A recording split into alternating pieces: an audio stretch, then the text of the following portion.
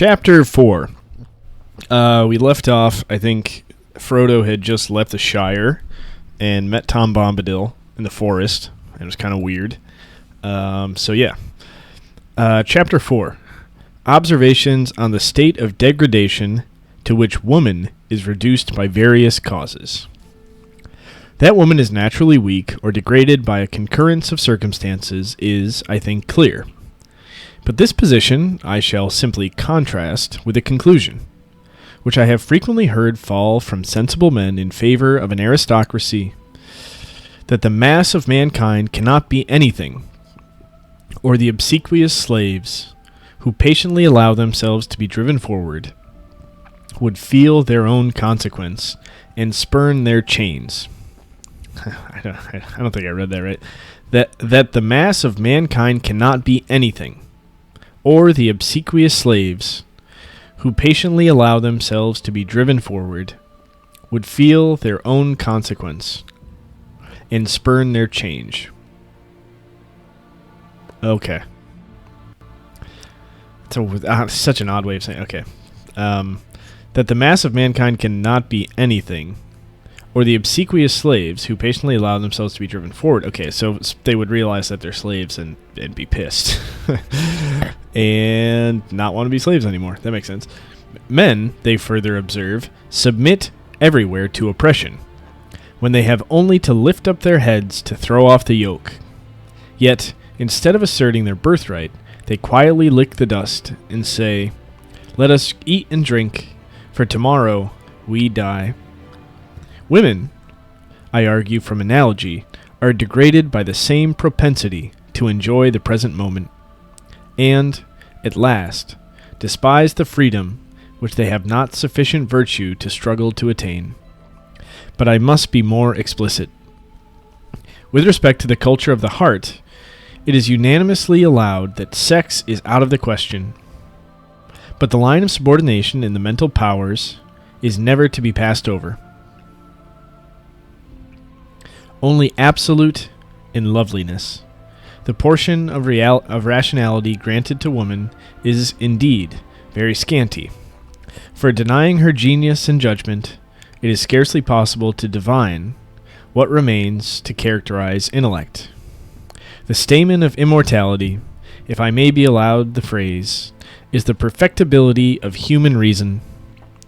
For, were men created perfect, or did a flood of knowledge break in upon him when he arrived at maturity that precluded error, I should not doubt whether his existence would be continued after the dissolution of the body.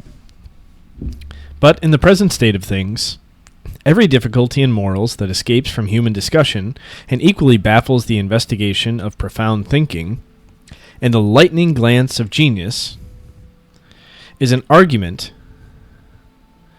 on which I build my belief of the immortality of the soul.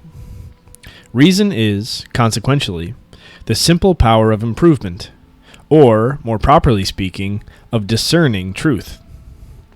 Every individual is in this respect a world in itself, more or less, may be conspicuous in one being than another. But the nature of reason must be the same in all, if it be an emanation of divinity, the tie that connects the creature with the Creator. For, can that soul be stamped with the heavenly image that is not perfected by the exercise of its own reason, yet outwardly ornamented with elaborate care and so adorned to delight man, that with honor he may love? The soul of woman is not allowed to have this distinction, and man ever placed between her and reason. She is always represented as only created to see through a gross medium and to take things on trust. But dismissing these fanciful theories and considering woman as a whole, let it be what it will. Instead of a part of man, the inquiry is whether she have reason or not. If she have, which for a moment I will take for granted, she was not created merely to be the solace of man. And the sexual should not destroy the human character. Into this error men have, probably, been led by viewing education in a false light, not considering it as the first step to form a being advancing gradually towards perfection, but only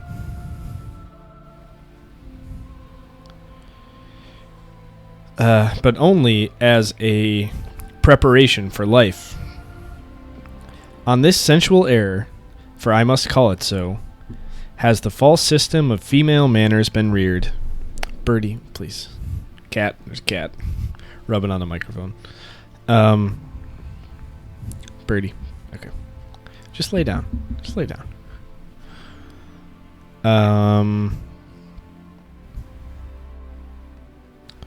Sorry. On this sensual error, for I must call it so, has the false system of female manners been reared, which robs the whole sex of its dignity, and classes the brown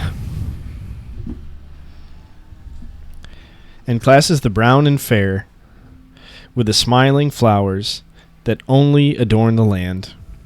This has ever been the language of men, and the fear of departing from the supposed sexual character has made even women of superior sense adopt the sentiments.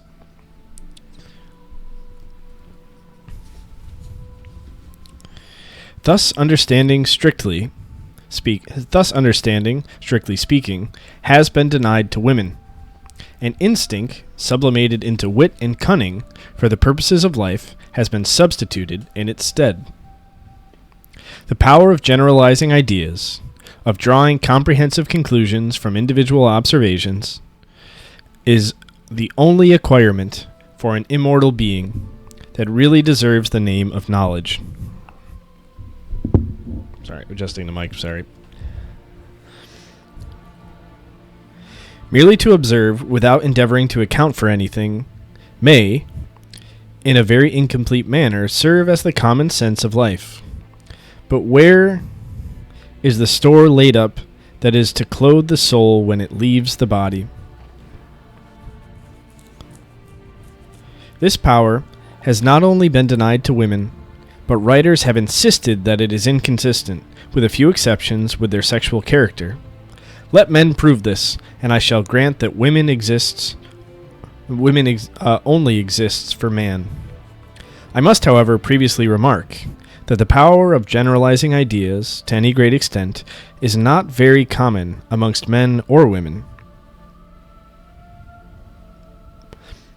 But this exercise is the true cultivation of the understanding, and everything conspires to render the cultivation of the understanding more difficult in the female than the male world. I am naturally led by this assertion to the main subject of the present chapter, and shall now attempt to point out some of the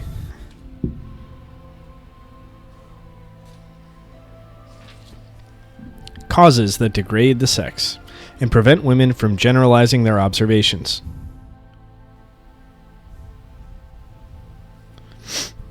I shall not go back to the remote annals of antiquity to trace the history of woman.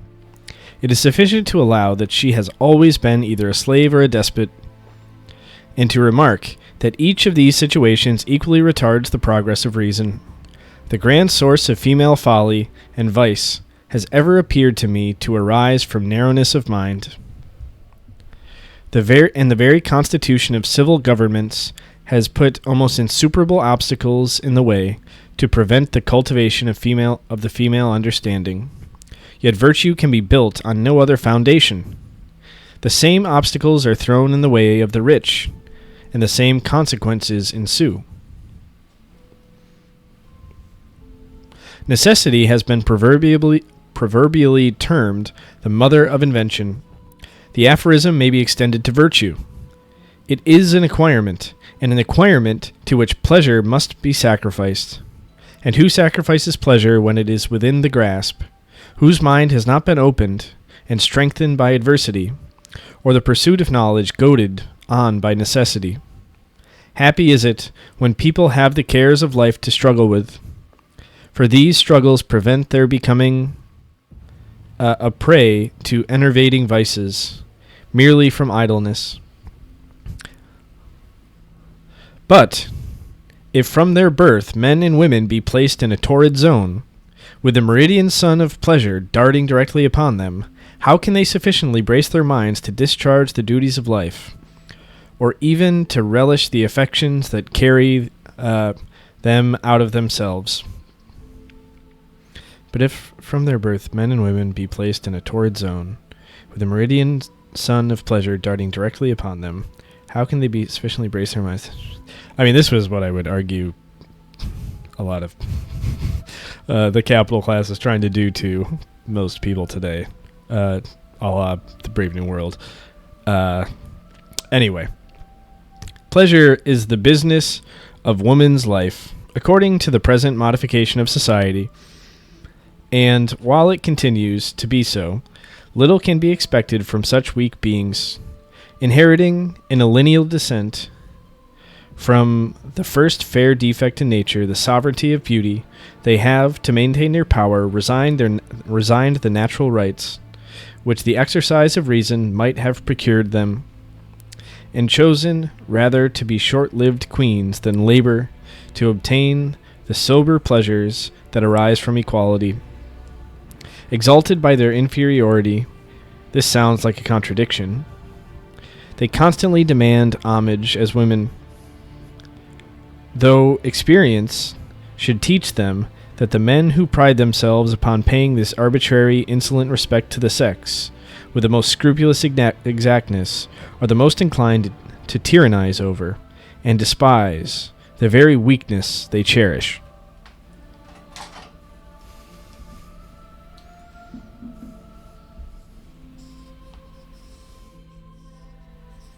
Sorry, just doing some highlighting really quick.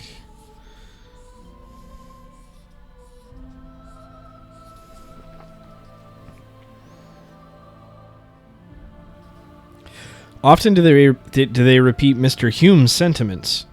When comparing the French and Athenian character, he alludes to women. But what is more singular in this whimsical nation, say I to Athenians... hold on, this is a quote. Quote, "But what is more singular in this whimsical nation, say I to the Athenians, is that a frolic of yours during the Saturnalia, when the slaves are served by their masters, is seriously continued by them through the whole year, and through the whole course of their lives, accompanied, too, with some circumstances, which still further augment the absurdity and ridicule.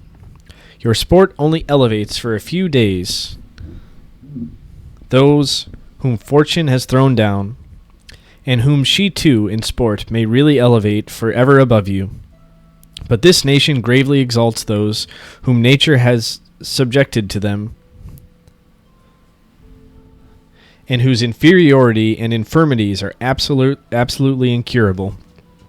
The women, though without virtue, are their masters and sovereigns.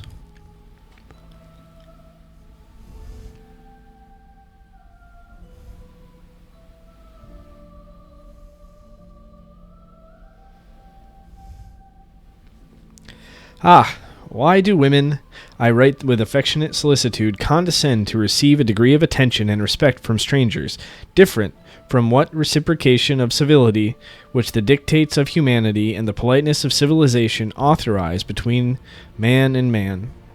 And why do they not discover, when in the noon of beauty's power, that they are treated like queens, only to be deluded by hollow respect, till they are led to resign or not assume their natural prerogatives? It's important, I think. Confined then in cages, like the feathered race, they have nothing to do but to plume.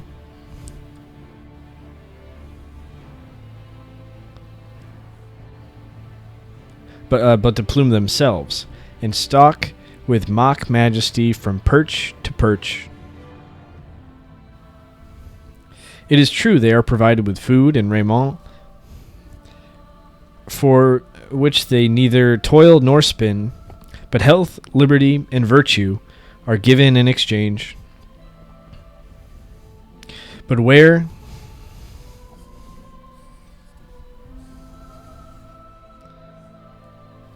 But where amongst mankind... Sorry, I'm highlighting a little bit. But where amongst mankind has been found sufficient strength of mind to enable a being to resign these adventitious prerogatives, one who, rising with the calm dignity of reason above opinion, dared to be proud of the privileges inherent in man.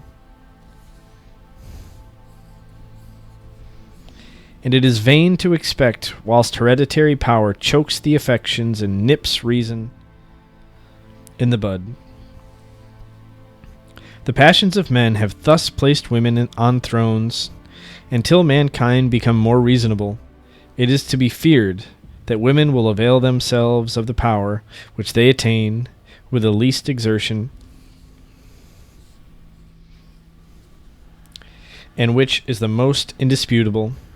They will smile, yes, they will smile, though told that, quote, in beauty's empire is no mean, and woman, either slave or queen, is quickly scorned when not adored.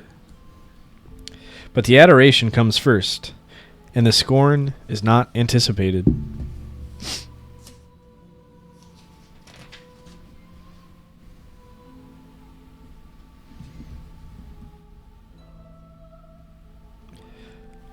Louis XIV,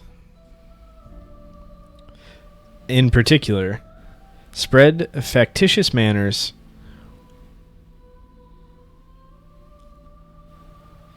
and caught in a specious way the whole nation in his toils. Why does it say Louis? It's Lewis. I assume it's Louis.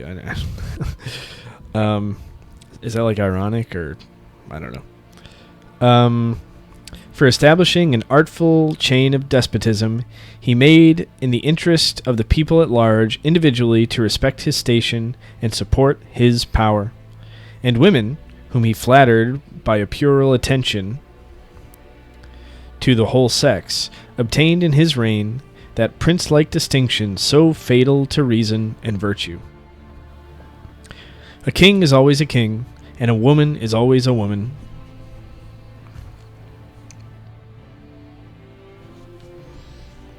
His authority and her sex ever stand between them and rational converse.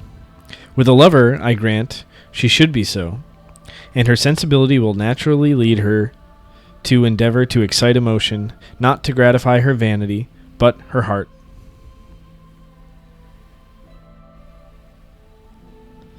This I do not allow to be coquetry.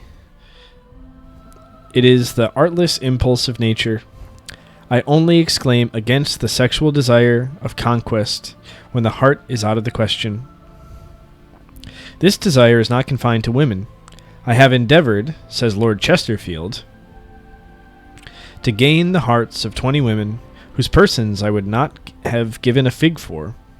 The libertine, who, in a gust of passion, takes advantage of unsuspecting tenderness, is a saint when compared with this cold-hearted rascal. For I like to use significant words. Yet, only taught to please, women are always on the watch to please, and with true heroic ardor endeavor to gain hearts merely to resign or spurn them.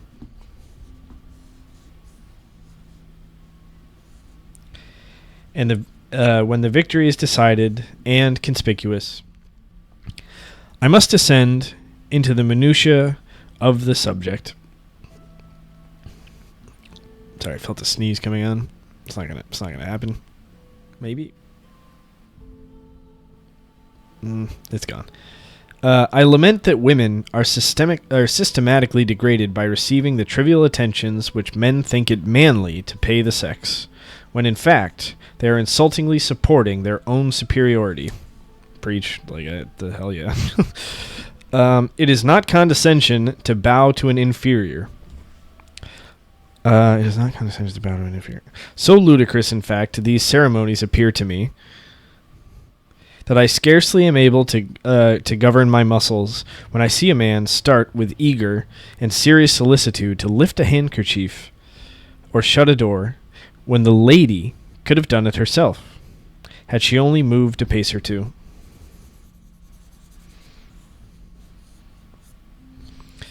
A wild wish has just flown from my heart to my head, and I will not stifle it.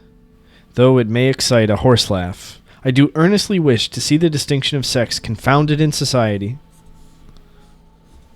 unless where love animates the behavior. For this distinction is, I am firmly persuaded, the foundation of the weakness of character ascribed to women, is the cause why the understanding is neglected whilst the accomplishments are acquired with sedulous care, and the same cause accounts for their preferring the graceful before the heroic virtues. Mankind, including every description, wish to be loved and respected by something, and the common herd will always take the nearest road to the completion of their wishes. The respect paid to wealth and beauty is the most certain and unequivocal, and of course will always attract the vulgar eye of common minds. Abilities and virtues are absolutely necessary to raise men from the middle rank of life into notice, and the natural consequence is notorious. The middle rank contains most virtue and abilities. Men have thus, in one station, at least an opportunity of exerting themselves.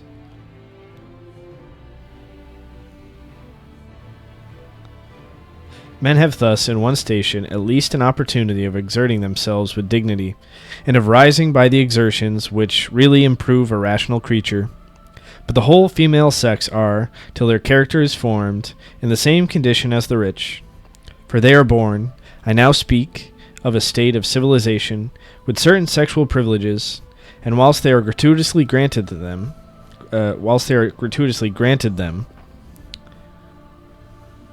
few will ever think the works of supererogation to obtain the esteem of a small number of superior people.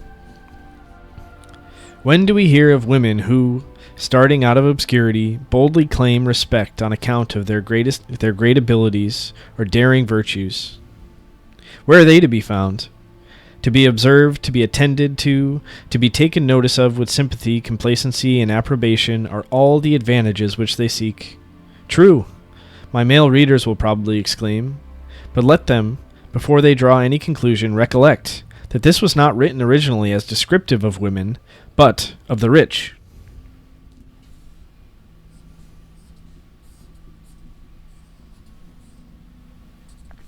In Dr. Smith's theory of moral sentiments, I have found a general character of people of rank and fortune that, in my opinion, might with the greatest propriety be applied to the female sex. I refer the sagacious reader to the whole comparison, but must be allowed to quote a passage to enforce an argument that I mean to insist on.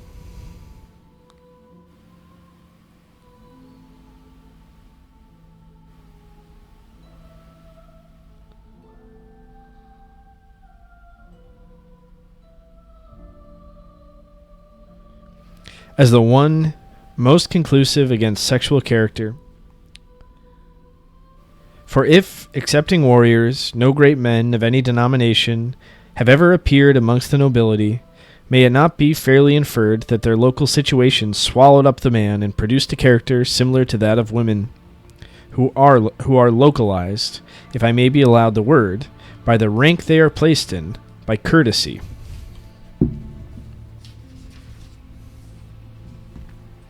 Women, commonly called ladies, are not to be contradicted in company, are not allowed to exert any manual strength, and from the negative virtues only are expected, when any virtues are expected, patience, docility, good humor, and flexibility. Virtues incompatible with any vigorous exertion of intellect. Besides, by living more with each other, and being seldom absolutely alone, they are more under the influence of sentiments than passions. Solitude and reflection are necessary to give to wishes the force of passions, and to enable the imagination to enlarge the object, and make it the most desirable. It's interesting, something I hadn't really thought about before. Like the idea that women weren't really allowed to be just alone and relax, think, study, do what they want at this time. They were always like clustered together, and men had that freedom. like what kind of like, intellectual and psychological effect must that have had? Like, imagine yourself like then being alone at a party or something. I don't know. Maybe that wouldn't happen, but or alone in the house with your new husband, I think would probably be something that Wollstonecraft would point out. Or alone in the house without your husband, and then you have to try to figure out what to do with yourself and how to lead a virtuous and fulfilling life, and yeah. The same may be said of the rich. They do not sufficiently deal in general ideas, collected by impassioned thinking, or calm investigation, to acquire that strength of character on which great resolves are built. But hear what an acute observer says of the great. This is a really long quote. Quote, "Do the great seem insensible of the easy price which they may acquire the public admiration? Or do they seem to imagine that to them, as to other men, it must be the purchase either of sweat or blood?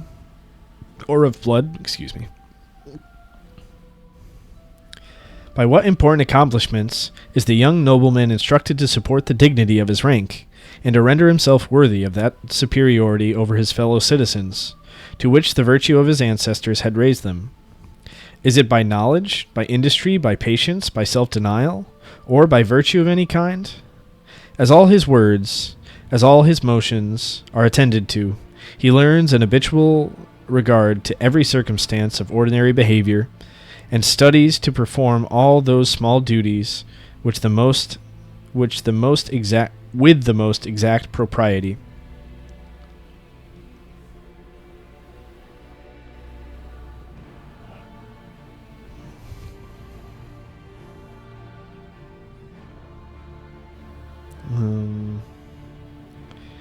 As he is conscious how much he is observed, and how much mankind are disposed to favor all his inclinations, he acts, upon the most indifferent occasions, with that freedom and elevation which the thought of this naturally inspires. His air, his manner, his deportment, all mark that elegant and graceful sense of his own superiority, which those who are born to inferior station can hardly ever arrive at. These are the arts by which he proposes to make mankind more easily submit to his authority, and to govern their inclinations according to his own pleasure. And in this he is seldom disappointed." I wonder if she wrote about Napoleon. These arts, I'm not going to follow up on that. These arts, supported by rank and preeminence, are, upon ordinary occasions, sufficient to govern the world. I know that this is not a quote from her.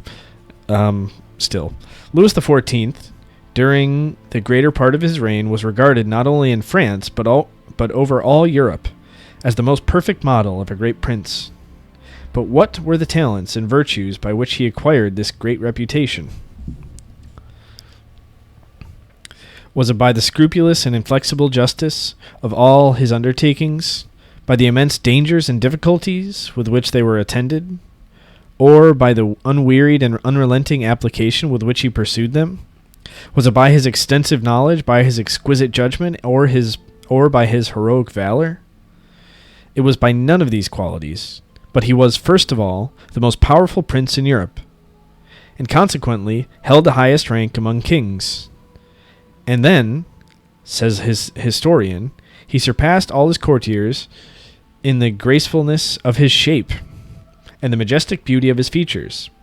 The sound of his voice, noble and affecting, gained those hearts which his presence intimidated. He had a step and a deportment which could suit only him and his rank, and which would have been ridiculous in any other person. The embarrassment he occasioned to those who spoke to him flattered that secret satisfaction with which he felt his own superiority. What is it, Birdie? What? Shh. These frivolous accomplishments, supported by his rank, and no doubt, too, by a degree of other talents and virtues, which seems, however, not to have been much above mediocrity, establishes this prince, in the esteem of his own age, and have drawn, even from posterity, a good deal of respect for his memory. Compared with these, in his own times, and in his own presence, no other virtue, it seems, appeared to have any merit. Knowledge, industry, valor, and beneficence trembled, were abolished, and lost all dignity before them. Woman, also thus in herself complete, by possessing... that's the end of the quote, I think. Okay, there's a cat in my lap. Woman... Birdie.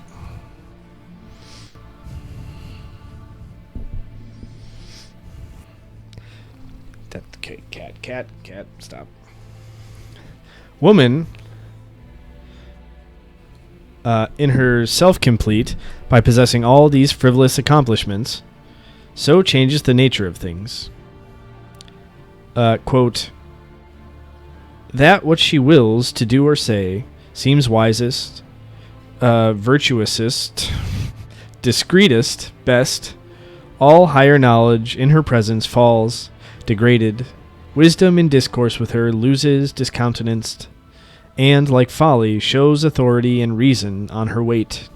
End quote. And all this is built on her loveliness.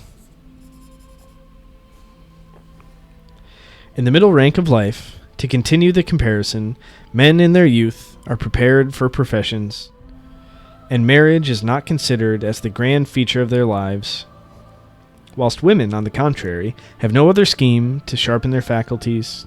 It is not business, extensive plans, or any of the excursive flights of ambition that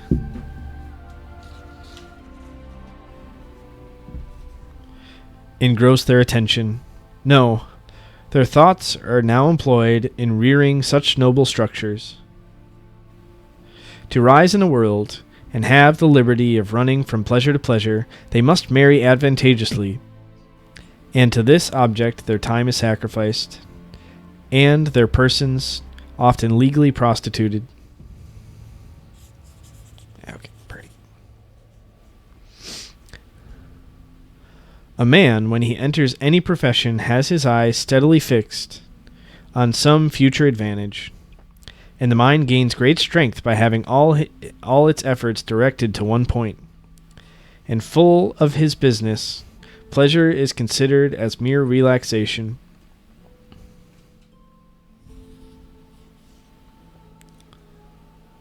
Whilst women seek for pleasure as the main purpose of existence. In fact, from the education which they receive from society, the love of pleasure may be said to govern them all. But does this prove that there is a sex in souls? It would be just as rational to declare that the courtiers in France, when a destructive system of despotism had formed their characters, were not men, because liberty, virtue, and humanity were sacrificed to pleasure and vanity. Good point. Fatal passions, which have ever domineered over the whole race.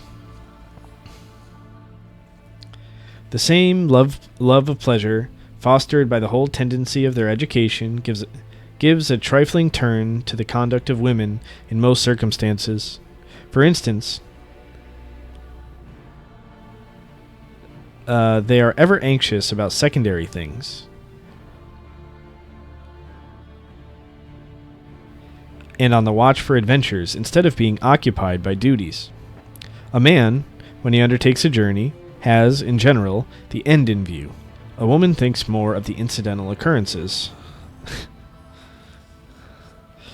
The strange things that may possibly occur on the road, the impression that she may make on her fellow travelers, and above all, she is anxiously intent on the care of the finery that she carries with her, which is more than ever a part of herself, when going to figure on a new scene. When, to use an apt French turn of expression, she is going to produce a sensation. Can dignity of mind exist with such trivial cares? In short, women in general, as well as the rich of both sexes, have acquired all the follies and vices of civilization, and missed the useful fruit. It is not necessary for me always to premise that I speak of the condition of the whole sex, leaving exceptions out of the question. Their senses are inflamed and their understandings neglected.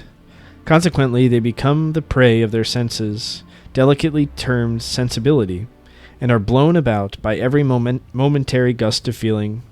Civilized women are, therefore, so weakened by false refinement that, respecting morals, their condition is much below what it would be were they left in a state nearer to nature.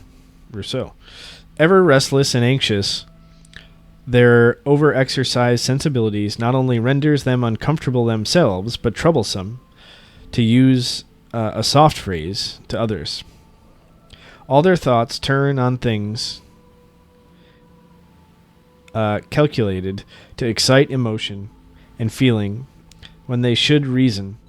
Their conduct is unstable, and their opinions are wavering, not the wavering produced by deliberation or progressive views, but by contradictory emotions.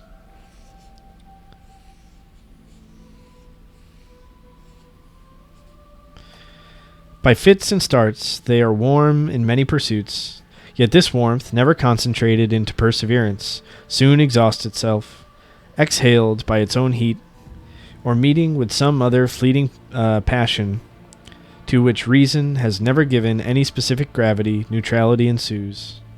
Miserable indeed must be that being whose cultivation of mind has only tended to inflame its passions. A distinction should be made between inflaming and strengthening them.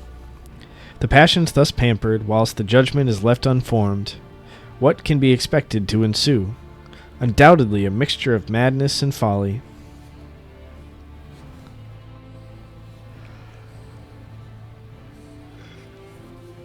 This observation should not be confined to the fair sex, however, at present. I only mean to apply it to them.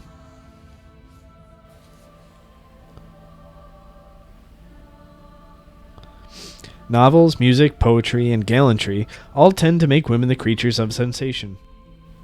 And their character thus formed in the mold of folly during the time they are acquiring accomplishments, the only improvement they are excited by their station in society to acquire.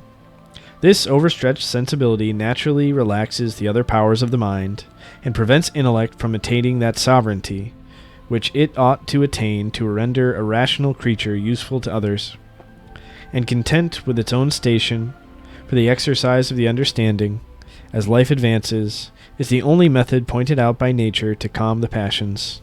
Satiety has a very different effect, and I have often been forcibly struck by the emphatical description of damnation, when the spirit is represented as continually hovering, with abortive eagerness, round the defiled body, unable to enjoy anything without the organs of sense.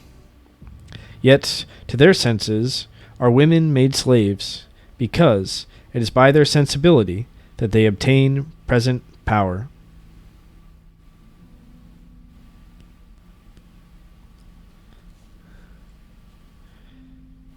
And will moralists pretend to assert that this is the condition of which one half of the human race should be encouraged to remain with listless inactivity and stupid acquiescence? Kind instructors, what were we created for? To remain, it may be said, innocent? They mean in a state of childhood?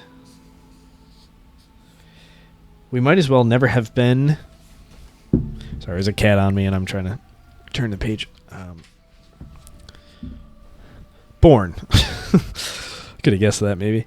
Unless it were necessary that we should be created to enable man to acquire the noble privilege of reason, the power of discerning good from evil, whilst we lie down in the dust from whence we were taken, never to rise again. It would be an endless task to trace the variety of meannesses, cares, and sorrows into which women are plunged by the prevailing opinion that they were created rather to feel than reason, and that all the power they obtain must be obtained by their charms and weaknesses. quote, fine by defect and amiably weak, end quote. And made by this, it doesn't say, it's like, it has these end notes that are just asterisks, which I find to be really annoying. And frankly, I don't even know how they work. But then if you go to the explanatory notes in the back, it just has a bunch of numbered stuff. I don't really know. I'm sure I could figure it out if I wanted to, but I don't care. And made by this amiable weakness, entirely dependent, accepting what they gain by illicit sway on man, not only for protection, but advice. Is it surprising that, neglecting the duties that reason alone points out, and shrinking from trials calculated to strengthen their minds, they only exert themselves to give their defects a graceful covering, which may serve to heighten their charms in the eye of the voluptuary, though it sink them below the scale of moral excellence. Fragile in every sense of the word, they are obliged to look up to man for every comfort.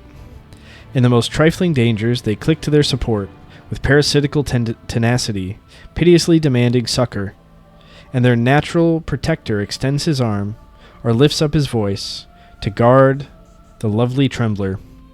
From what? Perhaps the frown of an old crow, or the jump of a mouse or a rat, would be a serious danger. In the name of reason, and even common sense, what can save such beings from contempt, even though they be soft and fair?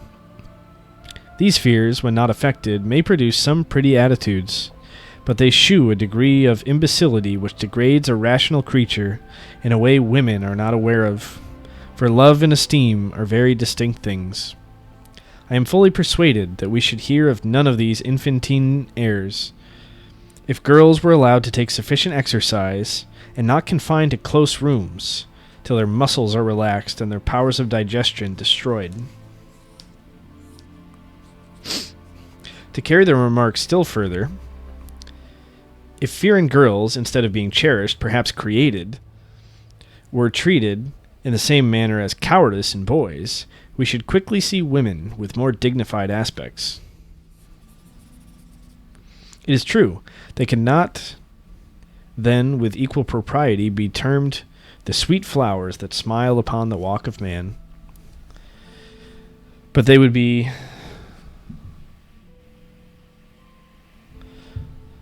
made more respectable members of society and discharge the important duties of life by the light of their own reason. Educate women like men, says Rousseau, and the more they resemble our sex, the less power they will they have over us. The more they resemble us, that's the less power they have. This, oh yeah, okay. This is the very point I aim at. I do not wish them to have power over men, but over themselves. I think what Rousseau is saying is, I assume, is like, what I think Wollstonecraft has described as, womanly powers of cunning and seduction and stuff like that over men will cease to exist if they're suddenly equals. And Rousseau kind of said that. I think that's what he's saying, I assume. In the same strain, have I heard men argue against... Let me highlight that really quick.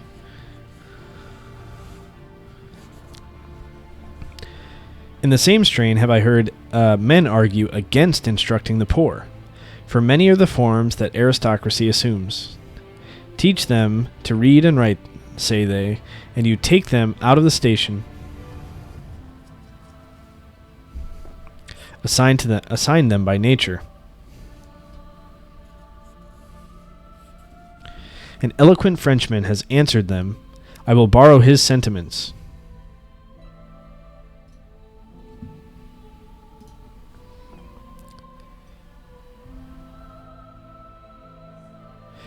But they know not, when they make man a brute, that they may expect every instant to see him transformed into a ferocious beast. Without knowledge, there can be no morality. Ignorance is a frail base for virtue. Yet, that it is the condition for which woman was organized, has been insisted upon by the writers, who have most vehemently argued in favor of the superiority of man, a superiority not in degree but essence, though to soften the argument they have labored to prove, with chivalrous generosity, that sexes ought not to be compared. Man was made to reason, woman to feel, and that together, flesh and spirit, they make the most perfect whole by blending happily reason and sensibility into one character. And what is sensibility? Quickness of sensation, quickness of perception, delicacy. Thus it is defined by Dr. Johnson.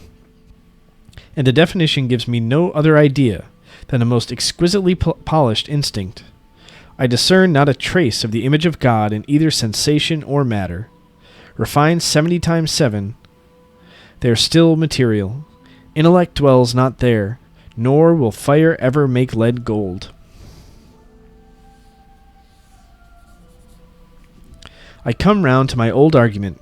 If woman be allowed to have an immortal soul, she must have, as the employment of life, an understanding to improve. And when... It's an interesting argument, like making a religious argument. Christians would say we're all made in God's image. But somehow, when God was creating us, the image was different between the two sexes. And one was given, kind of a much better, much closer to God image. And the other was just, feelings and emotions. Like, come on, the fuck are we doing here? And when to render the present state more complete, I'm just going to restart that paragraph. I'm not sure if that's where I ended off. I come round to my old argument. If woman be allowed to have an immortal soul, she must have, as the employment of life, an understanding to improve. And when to render the present state more complete, though everything proves it to be but a fraction of a mighty sum, she is incited by present gratification to forget her grand destination. Nature is counteracted, or she was born only to procreate and rot. Or, granting brutes of every description a soul, though not a reasonable one, the exercise of instinct and sensibility may be the step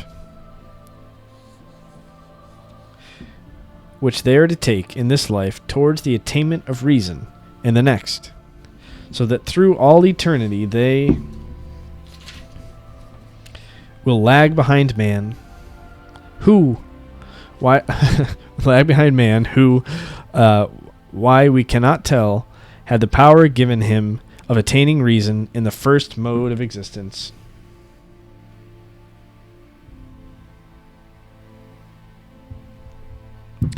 When I treat the peculiar duties of women as I should treat of the peculiar duties of a citizen or father, it will be found that I do not mean to insinuate that they should be taken out of their families, speaking of the majority.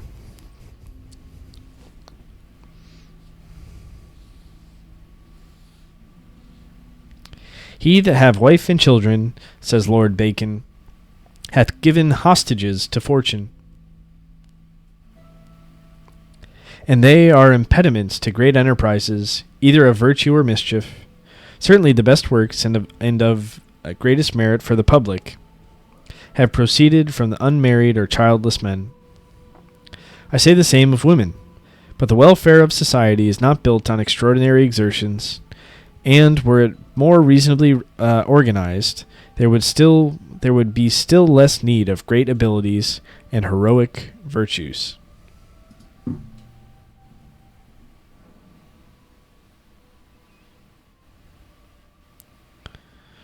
In the regulation of a family and the education of children, understanding, in an unsophisticated sense, is particularly required, strength both of body and mind. Yet the men who, by their writings, have most earnestly labored to domesticate women, have endeavored, by arguments dictated by a gross appetite, which satiety had rendered fastidious, to weaken their bodies, and cramp their minds. But if even by these sinister methods they really persuaded women, by working on their feelings, to stay at home, and fulfill the duties of a mother, mistress of a family, I should cautiously oppose opinions that led women to right conduct by prevailing on them to make the discharge of such important duties the main business of life, though reason were insulted. Yet, and I appeal to experience, if by neglecting the understanding they be as much, nay, more detached from the domestic employments than they could be by the most serious intellectual pursuit, though it may be observed that the mass of mankind will never vigorously pursue an intellectual object, I may be allowed to infer that reason is absolutely necessary to enable a woman to perform any duty properly, and I must again repeat that sensibility is not reason. The comparison with the rich still occurs to me, for when men neglect the duties of humanity, women will follow their example.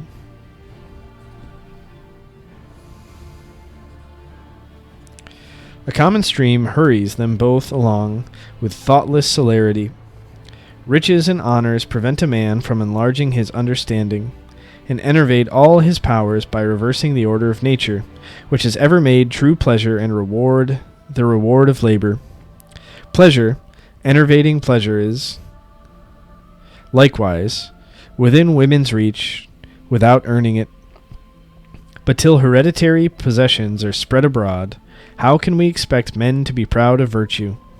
Until they are, women will govern them by the most direct means, neglecting their dull domestic duties, to catch the pleasure that sits lightly on the wing of time. The power of the woman, says some author, is her sensibility, and men, not aware of the consequence, do all they can to make the power swallow up every other. Those who constantly employ their sensibility will have most. For example, poets, painters, and composers. Yet, when the sensibility is thus increased at the expense of reason, and even the imagination, why do philosophical men... Yet, when the sensibility is thus increased at the expense of reason, and even the imagination, why do philosophical men complain of their fickleness? The sexual attention of man particularly acts on female sensibility, and this sympathy has been exercised from their youth up. A husband cannot long pay those attentions with the passion necessary to excite lively emotions. And the heart, accustomed to lively emotions, turns a new lover, and pines in secret, the prey of virtue or prudence. I mean, when the heart has really been rendered susceptible, and the taste formed. For I am apt to conclude, from what I have seen in fashionable life, that vanity oftener fostered than sensibility by the mode of education and the intercourse between the sexes, which I have reprobated, and that coquetry more frequently proceeds from vanity than from that inconstancy, which overstrained sensibility naturally produces. Another argument that has had great weight with me must, I think, have some force with every considerate, benevolent heart. Girls who have been thus weakly educated are often cruelly left by their parents without any provision, and of course are dependent on not only the reason but the bounty of their brothers.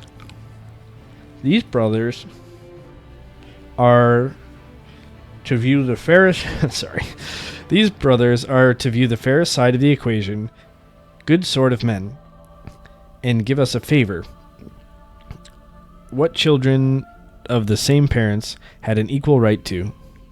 In this equivocal, humiliating situation, a docile female may remain some time with a tolerable degree of comfort. But when the brother marries, a probable circumstance, from being considered as the mistress of the family, she is viewed with averted looks as an intruder, an unnecessary burden on the benevolence of the master of the house and his new partner. Who can recount the misery which many unfortunate beings, whose minds and bodies are equally weak, suffer in such a situation? in such situations. Unable to work and ashamed to beg. The wife, a cold-hearted, narrow-minded woman, and this is not an unfair supposition. For the present mode of education does not tend to enlarge the heart any more than the understanding is jealous of the little kindness which her husband shews to his relations. And her sensibility, not rising to humanity, she is displeased at seeing the property of her children lavished on a helpless sister. These are matters of fact which have come under my eye again and again. The consequence is obvious.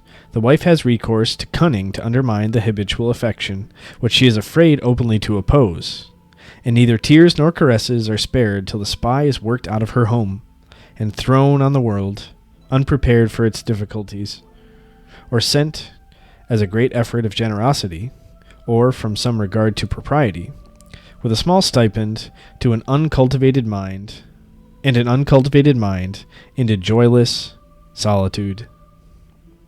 These two women may be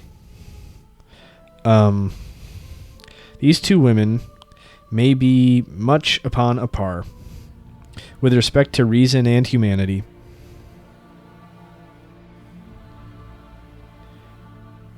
And changing situations. Was it Margaret? I think it was Margaret Thatcher said there's a special place in hell for women who don't help other women. I think she then recanted like a few years later. She's like, I didn't really mean that. It's a little bit much.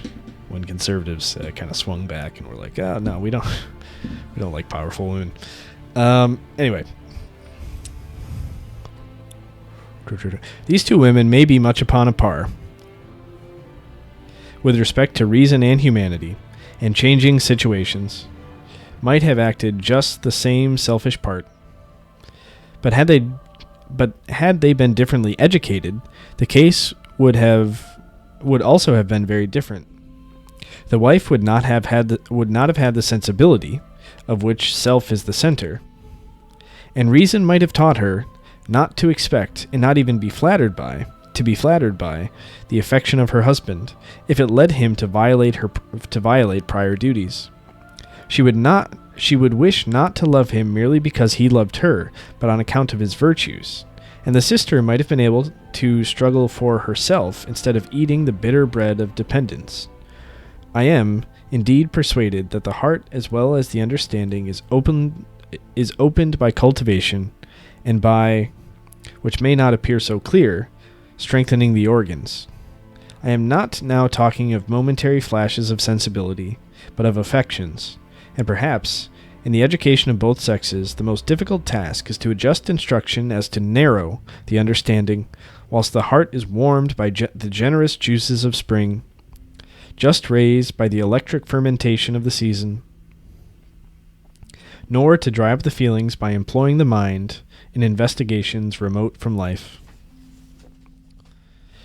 With respect to women, when they receive a careful education, they are either made fine ladies, brimful of sensibility and teeming with capricious fancies, or merely notable women. The latter are often friendly, honest creatures, and have a shrewd kind of good sense joined with worldly prudence, and often render them more useful members of society than the fine sentimental lady, though they possess neither greatness of mind nor taste. The intellectual world is shut against them. Take them out of their family or neighborhood, and they stand still, the mind finding no employment, for literature affords a fund of amusement, which they have never sought to relish, but frequently to despise. The sentiments and taste of more cultivated minds appear ridiculous, even to those whom chance and family connections have led them to love. But in mere acquaintance, they think it all affectation.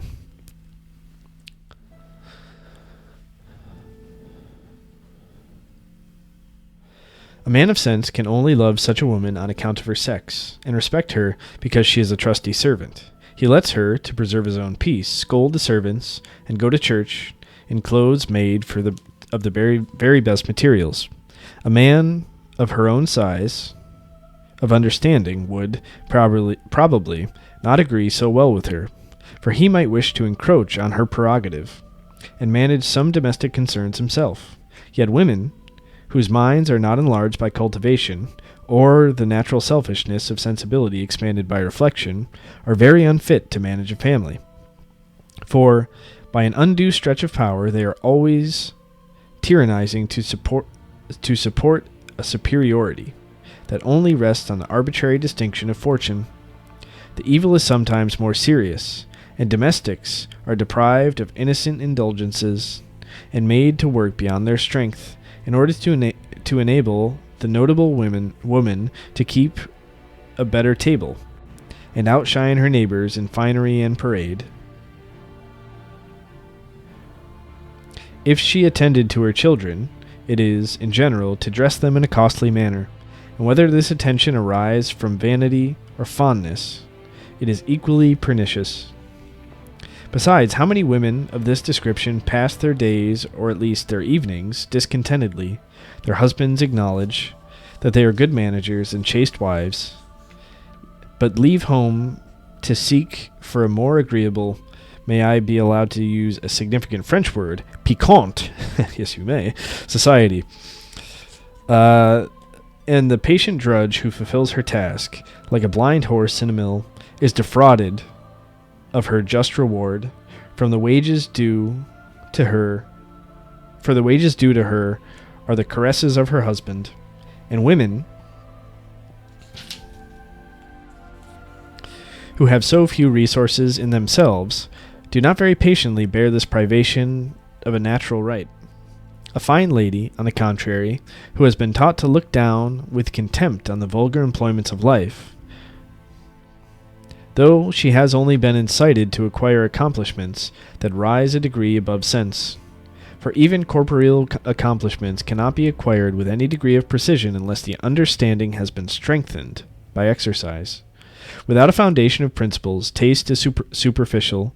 Grace must arise from something deeper than imitation. Grace must arise from something deeper than imitation. That's interesting.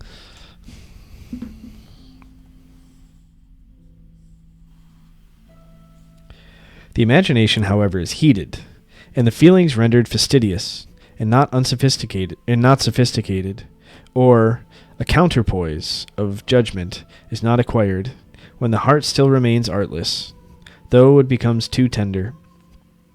These women are often amiable, and their hearts are really more sensible to general benevolence, more alive to the sentiments that civilize life, than the squire-elbowed family drudge. But, wanting a due proportion of reflection and self-government, they only inspire love, and are the mistresses of their husbands, whilst they have any hold on their affections and the platonic friends of his male acquaintance. These are the fair defects in nature, the women who appear to be created not to enjoy the fellowship of man, but to save him from sinking into absolute brutality by rubbing off the rough angles of his character, and by playful dalliance to give some dignity to the appetite that draws him to them. Gracious Creator of the whole human race, hast thou created such a being as woman, who can trace thy wisdom in thy works, and feel that thou alone art by thy nature exalted above her for no better purpose? Can she believe that she was only made to submit to man, her equal, a being who, like her, was sent into the world to acquire virtue?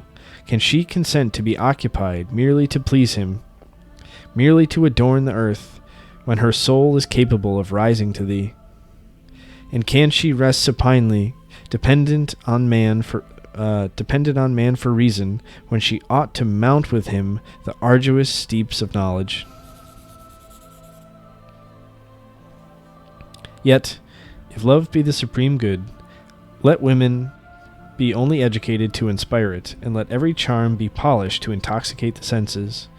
But, if they be moral beings, let them have a chance to become intelligent, and let love to man be only part of that glowing flame of universal love, which, after encircling humanity, mounts in grateful incense to God. Oh, cat. Oh, in the lap. To fulfill domestic duties, much resolution is necessary, and a serious kind of perseverance that requires a more firm support than emotions, however lively. Birdie, goddammit. Ow. However lively and true to nature. Claws in my stomach. Ow. Sorry. To fulfill a domestic duties, much resolution is necessary, and a serious kind of perseverance that requires a more firm support than emotions, however lively and true to nature. To give an example of order, the soul of virtue, some austerity of behavior must be adopted, scarcely to be expected from a being who, from its infancy, has been made the weathercock of its own sensations. Whoever rationally means to be useful must have a plan of conduct, and in the discharge of the simplest duty, we are often obliged to act contrary to the present impulse of tenderness or compassion. Severity is frequently the most certain, as well as the most sublime proof of affection, and the want of this power over the feelings, and of that lofty, dignified affection, which makes a person prefer the future good of the beloved object to a present gratification, is the reason why so many fond mothers spoil their children, and has made it questionable whether negligence or indulgence be most hurtful. But I am inclined to think that the latter has done most harm. Mankind seem to agree that children should be left under the management of women during their childhood. Now, from all the observation that I have been able to make, women of sensibility are the most unfit for this task, because they will infallibly, carried away by their feelings, spoil the child's temper.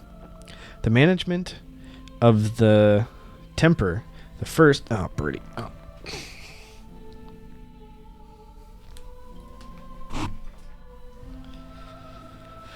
Okay. The management of the temper, the most important branch of education, requires the sober, steady eye of reason, a plan of conduct equally distant from tyranny and indulgence. Yet these are the extremes that people of sensibility alternately fall into, always shooting beyond the mark. I have followed this train of reasoning much further, till I have concluded that a person of genius is the most improper person to be employed in education, public or private. Minds of this rare species see things too much in masses, and seldom, if ever, have a good temper. That habitual cheerfulness, termed good humor, is, perhaps, as seldom united with great mental powers as with strong feelings. And those people who follow, with interest and admiration, the flights of genius, or with cooler approbation suck in the instruction which has been elaborately prepared for them by the profound thinker, ought not to be disgusted if they find the former choleric and the latter morose, because liveliness of fancy and a tenacious comprehension of mind are scarcely compatible with that pliant urbanity which leads a man, at least, to bend the opinions and prejudices of others, instead of roughly confronting them.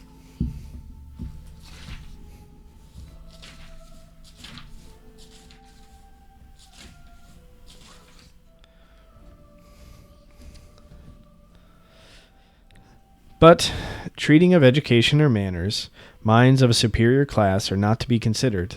They may be left to chance. It is the multitude with moderate abilities who call for instruction, and catch the color of the atmosphere they breathe. This respectable concourse, I contend, men and women, should not have their sensations heightened on the hotbed of luxurious indolence at the expense of their understanding. Sorry, I have to move the mic. Oh.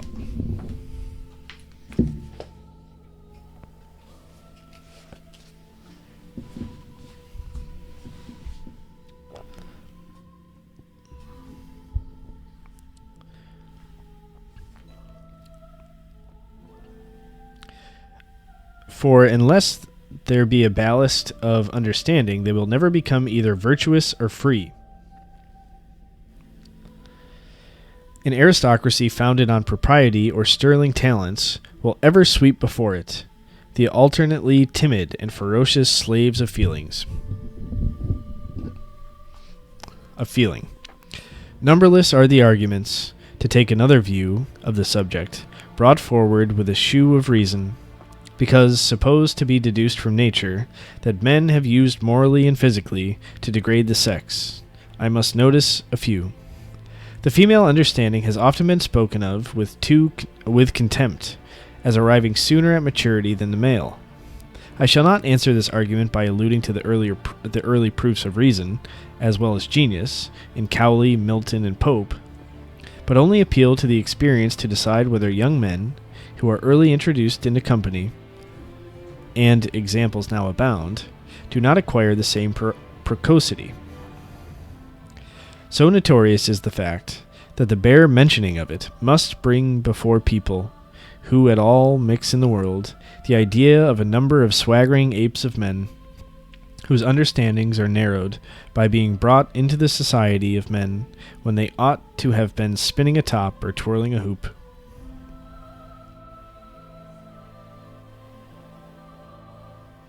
It has also been asserted by some naturalists that men do not attain their full growth and strength till 30, but that women arrive at maturity by 20. I apprehend that they reason on false ground, led astray by the male prejudice, which deems beauty the perfection of woman, mere beauty of features and complexion, the vulgar acceptation of the word, whilst male beauty is allowed to have some connection with the mind, strength of body, and that character of countenance which the French term physiognomy, excuse me, women do not acquire before 30, any more than men. The little artless tricks of children, it is true, are particularly pleasing and attractive, yet, when the pretty freshness of youth is worn off, these artless graces become studied airs, and disgust every person of taste. In the countenance of girls, we only look for vivacity and bashful modesty, but the spring tide of life over, we look for soberer sense in the face, and for traces of passion instead of the dimples of animal spirits, expecting to see individuality of character, the only fastener of the affections. We then wish to converse, not to fondle, to give scope to our imaginations, as well as the sensations of our heart. At 20, the beauty of both sexes is equal, but the libertinism of man leads him to make the distinction, and superannuated coquettes are commonly of the same opinion. For when they can no longer inspire love, they play the vigor and vivacity of youth. They pay the vigor and vivacity of youth. I think I said play. The French, who admit more of mind into their notions of beauty, give the preference to women of 30. I mean to say that they allow women to be in their most perfect state when vivacity gives place to reason, and to that majestic seriousness of character which marks maturity, or the resting point. In youth, till 20, the body shoots out. Till 30, the solids are attaining a degree of density. Oh, man. And the flexible muscles, growing daily more rigid, give character to the countenance. That is, they trace the operations of the mind with the iron pen of fate, and tell us not only what powers are within, but how they have been employed. It is proper to observe that animals who arrive slowly at maturity are the longest lived, and of the noblest species: elephant, turtle, chimpanzee, I don't know. That's about all I got. Men cannot, however, claim any natural superiority from the grandeur of longevity, for in this respect, nature has not distinguished the male. Women live longer. I don't know if they must have then, too. They must have especially back then, because men were just, killed in war a lot, I would imagine. Polygamy is another physical degradation, and a plausible argument for a custom, that blasts every domestic virtue is drawn from the well-attested fact that in the countries where it is established, more females are born than males. This appears to be an indication of nature, and to nature, apparently reasonable speculations must yield. A further conclusion obviously presented itself. If polygamy be necessary, woman must be inferior to man, and made for him. Right. Because a man could impregnate 1,000 women, but a woman can only be pregnant, one at a time. I think is the point. Kind of gross, but I think that's the point. With respect to the formation of the fetus in the womb, we are very ignorant, but it appears to me probable,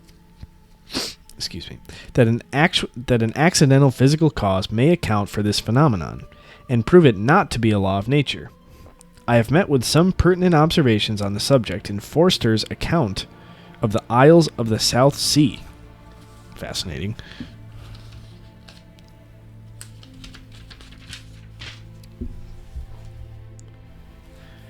Will explain my meaning. After observing that the two sexes amongst animals, the most vigorous and hottest constitution always prevails, and produces its kind, he adds, if this be applied to the inhabitants of Africa, it is evident that the men there, accustomed to polygamy, are enervated by the use of so many women, and therefore less vigorous. The women, on the contrary, are of a hotter constitution, not only on account of their more irritable nerves. What are they talking about? More sensible organizations and more lively fancy, but likewise because they are deprived in their matrimony of that share of physical love, which, in a monogamous condition, would all be theirs. And thus, for the above reasons, the generality of children are born females. Okay. All right, I'm just going to move on from that. I'm not going to, I got no comment on that. In the greater part of Europe, it has been proved by the most accurate lists of mortality that the proportion of men to women is nearly equal, or, if any difference takes place, the males are born more numerous, in the proportion of 105 to 100. The necessity of polygamy, therefore, does not appear. Yet, when a man seduces a woman, it should, I think, be termed a left-handed marriage. Hey, I'm left-handed. What are you talking about? Is that an insult? And that the man should be legally obliged to maintain the woman and her children, unless adultery, a natural divorcement, abrogated the law. And this law should remain in force as long as the weakness of women caused the word seduction to be used as an excuse for their frailty and want of principle. Nay, while they depend on man for subsistence, instead of earning it by exertion of their own hands or heads. But these women should not, in their full meaning of the relationship, be termed wives. Guma, come on. Or the very purpose of marriage would be subverted, and all those endearing charities that flow from personal fidelity and give a sanctity to the tie, when neither love nor friendship unites the hearts, would melt into selfishness. The woman who is faithful to the father of her children demands respect, and should not be treated like a prostitute, though I readily grant that if it be necessary for a man and woman to live together in order to bring up their offspring, nature never intended that a man should have more than one wife. Going a little off the rails here. Still highly as I respect marriage as the foundation of almost every social virtue, I cannot avoid feeling the most lively compassion for those unfortunate females who are broken off from society, and by one error torn from all those affections and relationships that improve the heart and mind. It does not frequently even deserve the name of error, for many innocent girls become the dupes of a sincere, affectionate heart, and still more, as it may be emphatically termed, ruined before they know the difference between virtue and vice, and thus prepared by their education for infamy. they become infamous. Asylums and Magdalens are not the proper remedies for these abuses. It is justice. Just had like a sneeze yawn situation. Not sure what happened there. Asylums and Magdalens are not the proper remedies for these abuses. It is justice, not charity, that is wanting in the world. A woman who has lost her honor imagines that she cannot fall lower. And as for recovering her former station, it is impossible. No exertion can wash this stain away. Losing thus every spur, and having no other means of support, prostitution becomes her only refuge, and the character is quickly depraved by circumstances which the poor wretch has little power, unless she possesses an uncommon portion of sense and loftiness of spirit. Necessity never makes prostitution the business of men's lives. Yeah.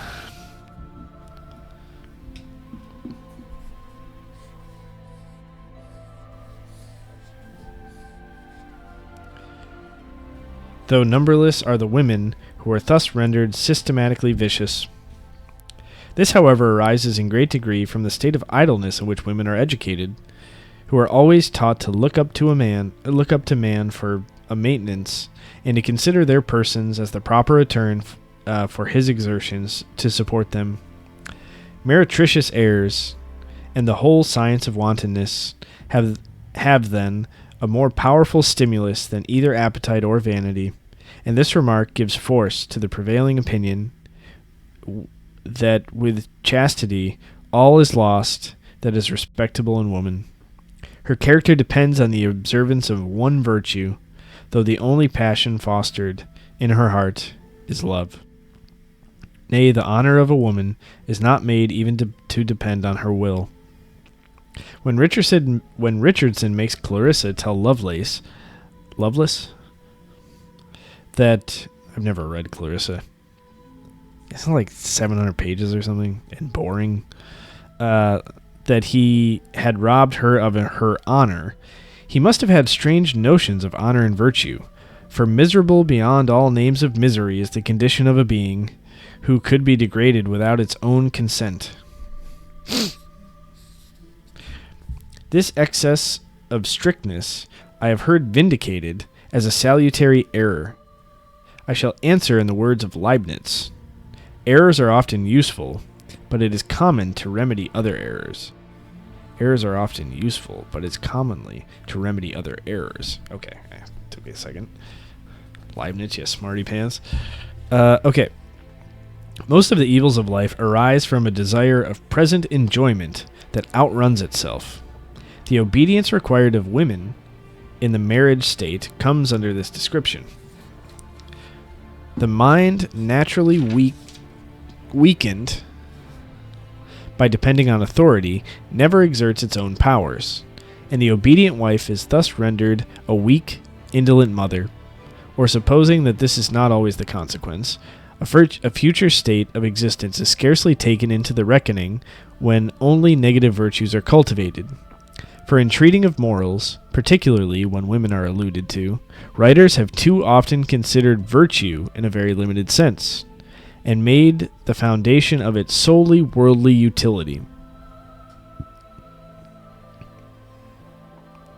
Nay, a still more fragile base has been given to this stupendous fabric, and the wayward fluctuating feelings of men have been made the standard of virtue.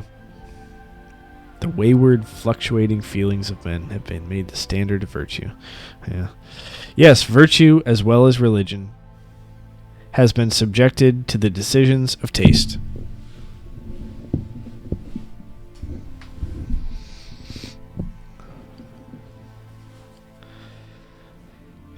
It would almost provoke a smile of contempt in the vain absurdities of man, if the vain absurdities of man did not strike us on all sides, to observe how eager men are to degrade the sex from whom they pretend to receive the chief pleasure of life. And I have frequently, with full conviction, retorted Pope's sarcasm on them Or, to speak explicitly, Pope Alexander Pope, I think, probably the author / poet, I think. Don't quote me on that. Or to speak explicitly, it has... I just want to make the point. She's not talking about the Pope. Or to speak explicitly, it has appeared to me applicable to the whole human race. A love of pleasure or sway seems to divide mankind, and the husband who lords it in his little harem thinks only of his pleasure or his convenience. To such lengths, indeed, does the intemperate love of pleasure carry some prudent men, or worn-out libertines, who marry to have a safe bedfellow, and they seduce their own wives. Hymen banishes modesty, and chaste love takes its flight. Love, considered as an animal appetite, cannot long feed on itself without expiring, and this extinction, in its own flame, may be termed the violent death of love. But the wife who has thus been rendered licentious will probably endeavor to fill the void left by the loss of her husband's attentions. For she cannot contentedly become merely an upper servant after having been treated like a goddess. She is still handsome, and, instead of transferring her fondness to her children, she only dreams of enjoying the sunshine of life.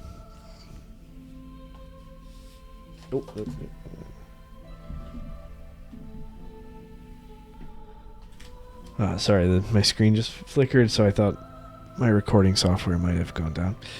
She is still handsome, and instead of transferring her fondness to her children, she only dreams of enjoying the sunshine of life. Besides, there are many husbands so devoid of sense and parental affection that during the first effervescence of voluptuous fondness they refuse to let their wives suckle their children. They are only to dress and live to please them, and love, even innocent love, soon sinks into lasciviousness when the exercise of a duty is sacrificed to its indulgence.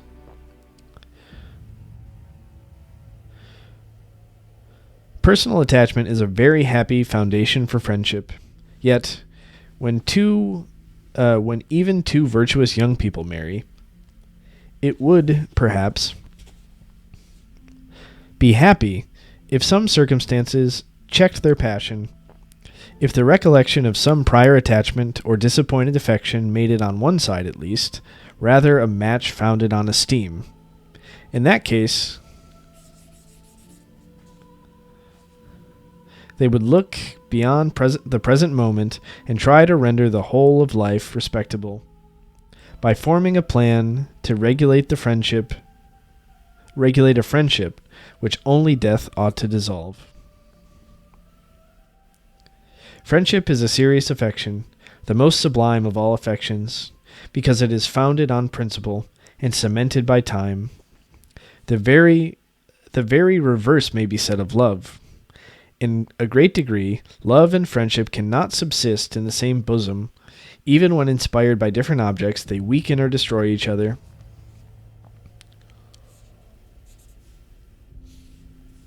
Different objects they weaken or destroy. And for the same object can only be felt in succession. The vain fears and fond jealousies, the winds which fans the flame of love, when judiciously or artfully tempered, are both incompatible with a tender confidence and sincere respect to friendship.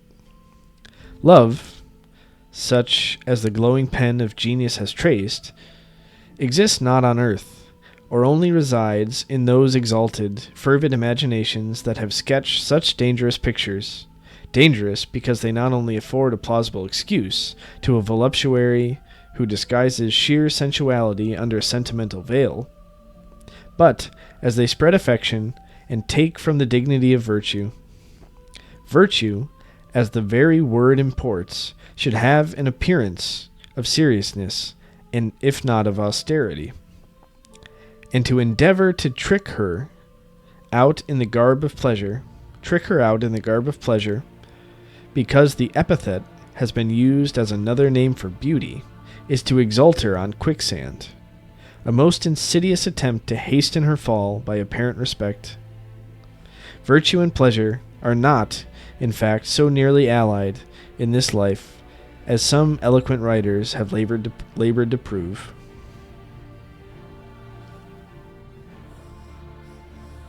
Pleasure prepares the fading wreath and mixes the intoxicating cup. But the fruit which virtue gives is the recompense of toil, and gradually seen as it ripens, only affords calm satisfaction. Pleasure prepares the fading wreath and mixes the intoxicating cup, because the fruit which virtue gives is the recompense of toil, and gradually seen as it ripens only affords calm satisfaction. Nay, appearing to be the result of the natural tendency of things, it is scarcely observed. Bread, the common food of life, seldom thought of as a blessing, supports the constitution and preserves health. Still feasts delight the heart of man. I think we're mixing metaphors here. I'm getting confused. Is she talking about proverbial fruit and real bread? Though disease and even death lurk in the cup, or dainty, that elevates the spirits or tickles the palate, the lively heated imagination, likewise, to apply the comparison, draws the picture of love, as it draws every other picture, with those glowing colors which the daring hand will steal from the rainbow that is directed by a mind, condemned in a world like this to prove its noble origin by panting after unattainable perfection.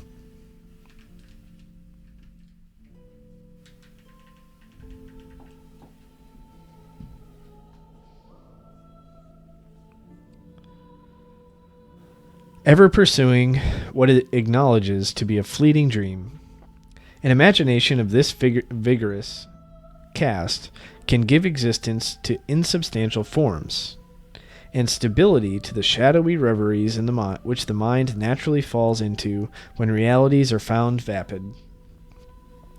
It can then depict love with celestial charms, and dote on the grand ideal object. It can imagine a degree of mutual affection that shall refine the soul, and not expire when it has served as a scale to heavenly. And, like devotion, make it absorb every meaner affection and desire. In each other's arms, as in a temple, with its summit lost in the clouds, the world is to be shut out, and every thought and wish that do not nurture pure affection and permanent virtue. Permanent virtue, alas! Rousseau, respectable visionary, thy paradise would soon be violated by the entrance of some unexpected guest. Like Milton's, it would only contain angels, or men sunk below the dignity of rational creatures. Happiness is not material.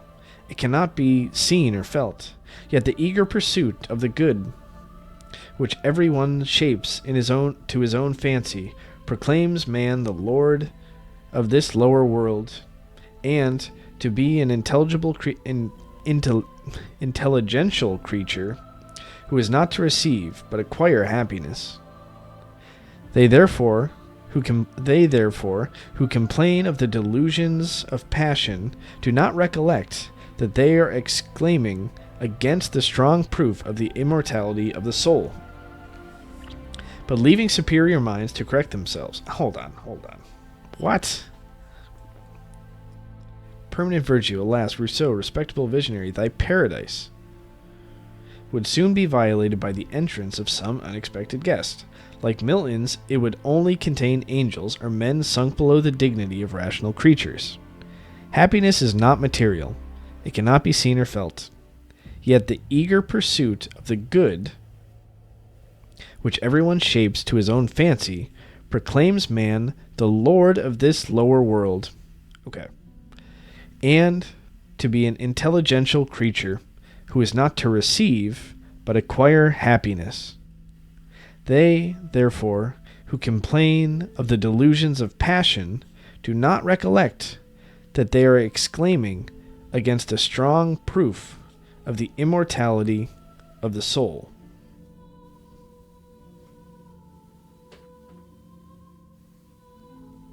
I'm not sure I 100% understand that.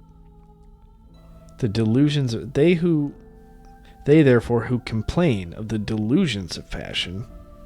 So people that think passion is, not one of the higher virtues, do not recollect that they are exclaiming a strong proof. They're okay. I think they're saying that God put people here to pursue good and happiness, and therefore passion is part of that. And so to argue against passion, and that the passion is just a delusion, is to argue against the existence of God and the immortality of the soul, given the previously mentioned setup. Okay. But leaving superior minds to correct themselves and pay dearly for their experience, it is necessary to observe that it is not against strong, persevering passions, but romantic, wavering feelings, that I wish to guard the female heart by exercising the understanding for these paradisiac oh God, this is embarrassing. I've never really struck paradisiacal reveries. Paradisiacal reveries are oftener the effect of idleness than of lively fancy. Women have seldom sufficient serious employment to silence their feelings. A round of little cares, or vain pursuits, frittering away all strength of mind and organs, they become naturally only the objects of sense. In short,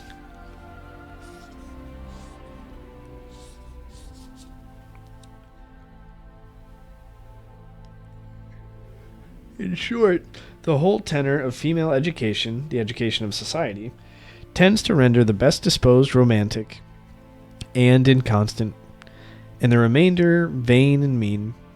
In the present state of society, this evil can scarcely be remedied, I'm afraid, in the slightest degree. Should a more laudable ambition ever gain ground, they may be brought nearer to nature and reason, and become more virtuous and useful as they grow more respectable.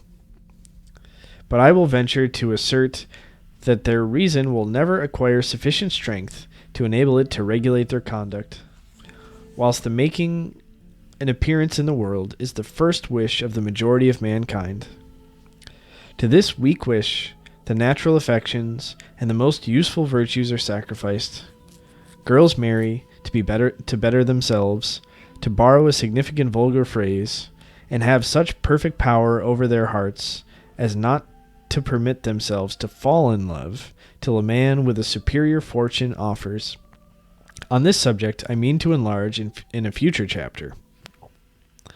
It is only necessary to drop a hint at present, because women are so often degraded by suffering the selfish prudence of age, to chill the ardor of youth.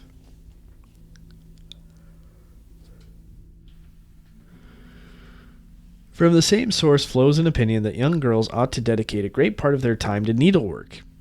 Yet this employment contracts their faculties more than any other that could have been chosen for them, by confining their thoughts to their persons. Men order their clothes to be made, and have done with the subject. Women make their own clothes, necessary or ornamental, and are continually talking about them, and their thoughts follow their hands.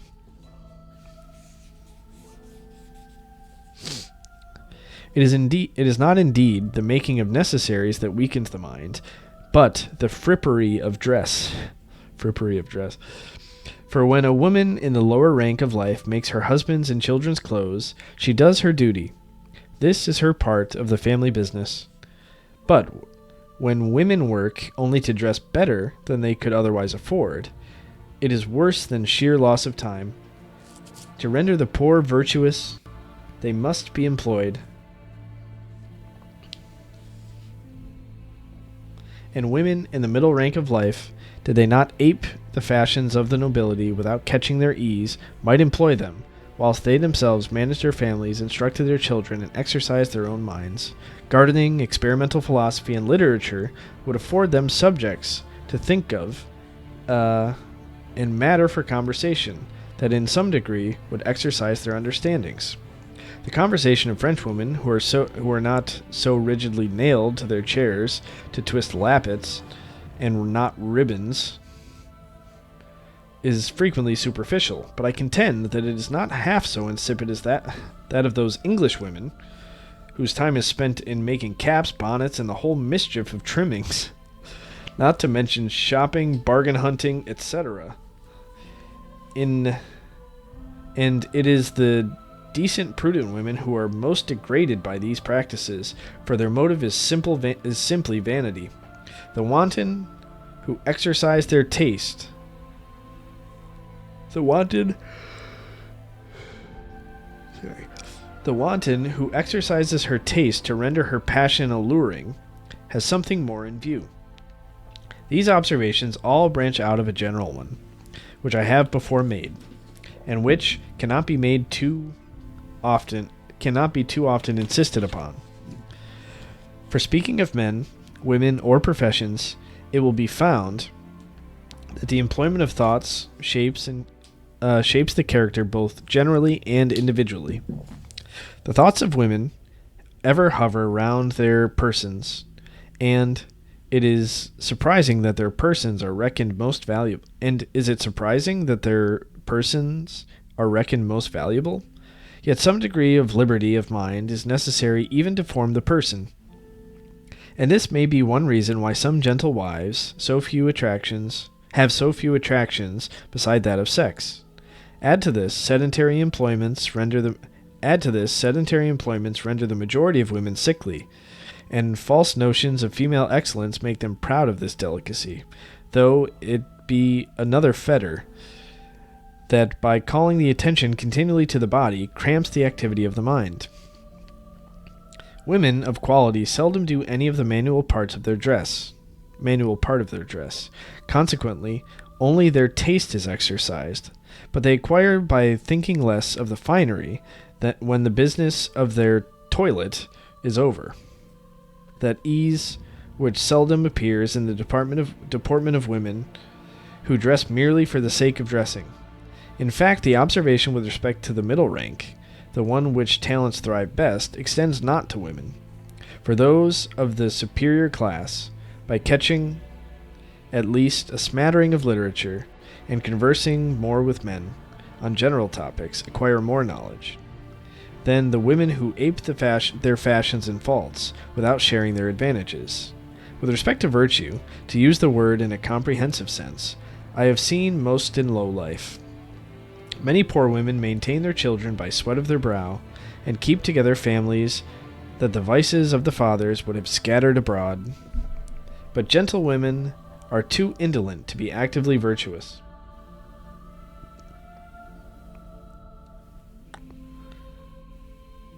And are softened rather than refined by civilization.